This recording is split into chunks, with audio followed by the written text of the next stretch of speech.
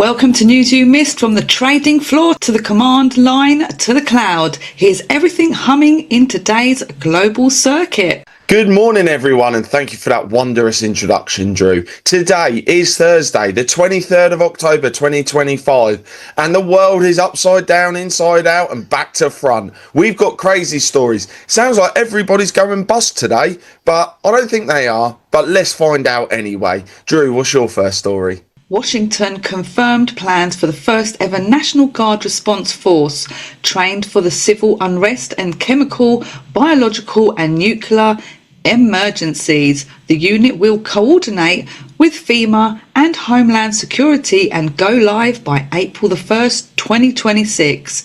The US gets a rapid response task force built for everything from riots to radiation. Well, Drew, I'm heading into the world of sanctions. I've got two stories back to back. The United States has announced new sanctions on Russia, targeting two major oil giants, Rosneft and Lukoil, along with 34 of their subsidiaries. The Treasury Department says the move comes in response to what it calls Russia's lack of serious commitment to peace. Treasury Secretary Scott Bessent urged an immediate ceasefire and warned of further action if needed. Meanwhile, the European Union has also agreed on new sanctions. And the second part to this story: the European Union has approved its 19th sanctions package against Russia, aiming to further cut imports of Russian gas and oil. According to media reports, the measure also targets companies in China and India accused of helping Moscow evade restrictions. The package includes a ban on Russian liquefied natural gas, blacklisting 118 ships from Russia's so-called shadow fleet, and imposing a full embargo on energy giants Rosneft and Gazprom. Formal approval of the package is expected today. Drew, this is bonkers because they're on their 19th sanctions. What? And that's going to help the war effort in Ukraine? You're just mad. Oil is just going to flow in a different direction. What I really believe is happening is, yes, Europe, you are allowed to buy oil as long as you're buying it from the USA, who have then bought it off of Russia on the cheap. That's what it really looks like out there. Sounds bonkers. And my next one, SpaceX says it's deactivated 2,500 Starlink terminals used in scam compounds across Myanmar. Investigators linked the networks to human trafficking rings and online fraud operations. Musk just unplugged organised crime's Wi-Fi. That's very interesting. Do you know what, Drew? That's amazing, because Elon Musk is like instantly dealing with these problems where governments can't even raid someone's house who is a known person. It's honestly, Elon Musk is jumping from positivity to positivity with me. My next story: Dublin has seen a third night of unrest as hundreds of protesters targeted a hotel housing asylum seekers in City West. Officers were pelted with stones, fireworks and debris, leaving 2 injured and at least 23 arrested. The demonstrations follow an alleged assault on a 10-year-old near the hotel. Police deployed public order units with shields to disperse the crowd, while authorities vowed a robust response to the violence and said those responsible would face justice. Do you know what? There is a boiling point coming in all countries with regards to this illegal criminal migrant situation, and Ireland seems to be heading there faster than most. Well, following that, Cuban police arrested a Chinese fentanyl trafficker who escaped from Mexico in July and was wanted by the US. Extradition talks are already underway. Rare cooperation from Havana and a notable score in Washington's drug war. Well, Drew, Ukraine is facing a severe financial crunch, with reports saying its government only has enough funds to last until April. The European Union is considering a 140 billion euro loan, backed by frozen Russian assets, to keep Kiev afloat. The plan would allow Ukraine to repay the loan only once Russia compensates for war damages. Meanwhile, Ukraine's 2026 budget shows a massive deficit, relying heavily on foreign aid to cover military and state spending. Oh wow, Drew, this sounds like you're loaning your uncle, who's always tapped you up for money, who has never ever repaid you. This is not financial business sense, is it? We are loaning someone who is never going to pay us back. Next, a man accused of killing a young Ukrainian woman on a Charlotte light rail train has been indicted on federal charges carrying the death penalty. Local tragedy now moving into the federal spotlight. Ukrainian President Zelensky has ordered troops to Turkey and the United Kingdom to operate naval ships stationed there. The deployment includes over 600 personnel who will crew vessels donated by Ukraine's Western allies. In Turkey, sailors will man the new flagship corvette Hetman Ivan Mazepa, while crews in the UK will take charge of 5 mine hunters from British and European fleets. The move aims to rebuild Ukraine's navy after years of losses in its conflict with Russia. Next up, President Trump told reporters he expects a comprehensive agreement with Beijing covering trade, tech and security. Markets like optimism until the next tariff tweet. Former French President Nicolas Sarkozy is facing threats from inmates inside Paris's La Sainte prison, where he just began serving a 5-year sentence. A video circulating online shows prisoners shouting vows to avenge Libya's Muammar Gaddafi, accusing Sarkozy of taking Gaddafi's money and then leading the NATO campaign that toppled him. France's Interior Minister says Sarkozy is now under special protection, with police stationed nearby for his safety. Sarkozy maintains his innocence and has appealed his conviction. French authorities have charged the Chinese national over a €1.5 million gold theft at Paris's National Museum of Natural History. The heist, discovered in September, involved nearly 6 kilograms of historic gold nuggets, including pieces from Bolivia, Russia, California and Australia. Security footage showed a small woman using a blowtorch to break a display case before fleeing the country. She was later arrested in Barcelona, where authorities recovered about 1 kilogram of melted gold. This theft adds to a growing wave of high-profile museum robberies across Europe.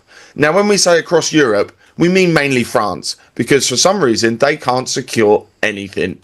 And now over to Financial Funnies, where we hope to educate you in all things economic, and hopefully you'll find a bit of humour in it as well, because let's be fair, talking about money is boring. First up, Solana gets its own ETF. Hong Kong approved the first ever spot Solana ETF, joining Bitcoin and Ethereum on the exchange. Solana graduates to Wall Street status, assuming the network stays online.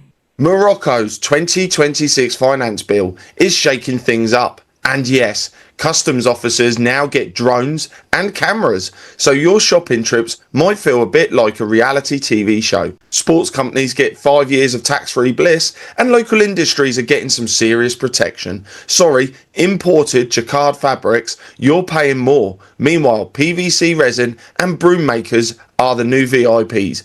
Basically, Morocco is saying, support local, get caught cheating, and we'll see you on the blockchain. And America's tab just crossed $38 trillion, with interest payments ballooning. The national debt now has its own gravitational pull. Australia's largest bank is warning everyone to fasten your seatbelts, because we've entered a new economic era. And yes, it's about as predictable as a kangaroo on a trampoline. Expect higher interest rates, lower productivity, and global markets acting like teenagers on TikTok. The chief economist says, forget the free trade era. Now it's all about economic security. So grab your wallet, hold on to your superannuation, and maybe keep a spare Vegemite jar handy, just in case. And the new Coinbase One card gives 4% back in BTC on purchases. Earn crypto while spending fiat. What could possibly go wrong? Jaguar Land Rover's August hack just gave the British economy a £1.9 billion headache. That's roughly $2.5 billion, or roughly enough to buy everyone in the UK a cup of overpriced artisan coffee twice. The cyber attack shut down factories for almost 6 weeks, leaving JLR producing 0 cars, while suppliers twiddled their thumbs. Manufacturing is back, but economists warn this is a reminder that in today's world, it's not dragons you need to fear, it's hackers with keyboards. Next up, JP Morgan's $3 billion tower opens in Manhattan at 1,400 feet. $3 billion headquarters now stands at 270 Park Avenue and runs 24/7 with AI, concierge services, on-demand food and round-the-clock trading floors. Wall Street's new cathedral open all hours, fueled by espresso and algorithms. JP Morgan's new $3 billion skyscraper is open 24/7. And central banks are hoarding gold as BRICS nations push for asset-backed trade and reduce reliance on debt-based currencies. A slow pivot from printing money to mining it, the return of real collateral. XRP might be getting harder to find than your favourite snack at 2 a.m. Large investors and companies are buying and hoarding the token, sending it straight into long-term storage. Ripple's $1 billion G Treasury deal is basically turning corporate finance departments into XRP treasure chests. Analysts warn that as more tokens disappear from circulation, the price could spike. So if you've been thinking of buying XRP, you might want to act before it becomes the crypto equivalent of a unicorn frappuccino, rare, expensive and impossible to get. That sounds quite exciting, Paul. It is. People in the know have been keeping an eye on XRP for a very long time, and they've learned the fundamentals of what they're trying to do. They're trying to, how do I describe it, revolutionize corporate finance, moving large sums of money quickly, safely and efficiently. So this is one to keep an eye on. XRP is a favourite of mine. I won't hide that at all. But like I say, who knows? We're going into a wide new world with blockchain at the backbone of it. And my final story for Financial Funnies is the Bank of England warned that America's $2 trillion private credit market shows risky patterns resembling the supreme era. The shadow lenders of 2025 may be the headline crisis of 2026. Now everybody, we're going to head over to Hackers Corner, where we try and educate you on how to stay safe and not get your emails turned upside down, inside out, and your crypto disappear in an instant. Drew, what's your first story? First up, TP-Link Armada routers exploited. 4 critical flaws, 2 need no login. Attackers can take over entire networks. Patch fast or your router becomes a public utility. Passive Neuron APT is still active. State hackers are using GitHub as their command center. The repo isn't just open source, it's open season. And just to translate that into plain English, they're storing a lot of hacking code on GitHub. They're also hacking code that is already on GitHub. So all eyes are on that at the moment. And if you're a developer, you might want to keep close eyes on what you're up to. A bug in async tar lets malware hide in nested archives, breaking builds worldwide. Compression has never been so depressing. And if you're in Ukraine, you might want to watch out. Fake Zooms from Ukraine office, phishing emails disguised as government calls, deploys remote shells. Don't click join meeting unless you enjoy Malware Mondays. And next up is our AI Robots Corner, where we're wondering if the robots are going to take over the world and kill us all, or whether they're just going to get really good at making me a cappuccino. So over to Drew for the first story. First up, Claude for Life Sciences launches Anthropic's AI now handles lab protocols and genomics data, streamlining biotech research, the lab assistant that never needs a micropipette break. The Dutch Data Protection Authority is warning voters not to rely on AI chatbots for election advice. A recent study found that over half of chatbot suggestions favoured just 2 major political blocs. Even though the Dutch parliament is highly fragmented, smaller parties were often ignored and advice didn't always match users' stated views.